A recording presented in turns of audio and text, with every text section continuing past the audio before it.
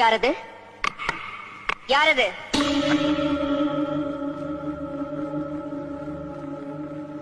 யாரது? நான் சங்கரன் தம்பி. துரோகி! கதவை தர! தர கதவை! கதவை தர! நீ யாரு? நானா? சண்டாளா!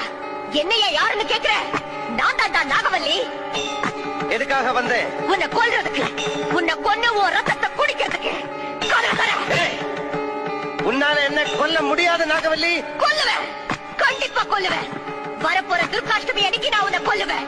அப்பத்தான் என் ஆத்திரம் அடங்கும். அப்ப துர்காஷ்டமி அன்னைக்கு வா. இப்ப போ நாகவல்லி, போ. போறேன், இப்ப போறேன்.